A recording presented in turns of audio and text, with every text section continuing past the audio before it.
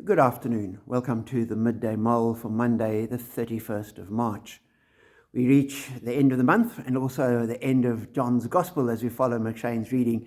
Today we read John chapter 21.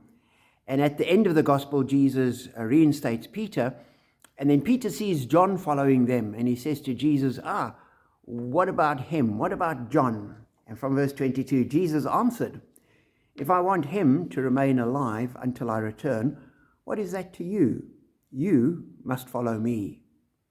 Because of this, the rumors spread among the believers that this disciple would not die. But Jesus did not say that he would not die. He only said, "If I want him to remain alive until I return, what is that to you?"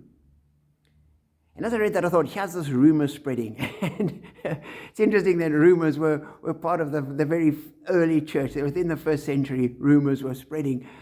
Nothing has changed. And one can understand it. All the other apostles died quite early on. They were persecuted, they were executed, they were martyred. John lived to be a much older man. He lived into his 90s, according to some people. And history records that John's gospel was the last gospel written. And so by the time he writes this, the rumors were already spreading and all the other disciples, all the other apostles have died. John's still alive. Jesus said this. There's confusion, and the rumor spreads. And it's interesting, John says, the rumor's there, but what Jesus actually said. And he takes us back to what Jesus actually said. And Jesus didn't say he wouldn't die, but that it was up to him, up to Jesus, how long John would live. And I thought, we always need to be careful of rumors. They're understandable. That doesn't necessarily excuse them. But we need to get to the facts rather than keep spreading rumors. And as John did, get back to the facts. What did Jesus actually say? What is really going on? And when rumors are spreading, what's the actual hard facts undergirding it, and work from there?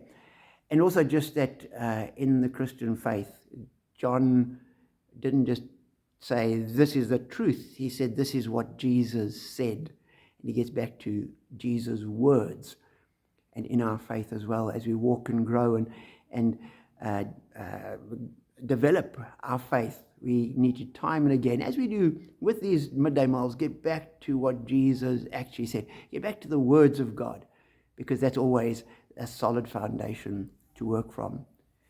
So be encouraged by the fact that humans are humans, and the church is the church, and rumors 2,000 years ago, rumors today is the same organization, and we deal with them in the same way. Getting back to the facts, and the strongest facts are the Word of God. Be blessed.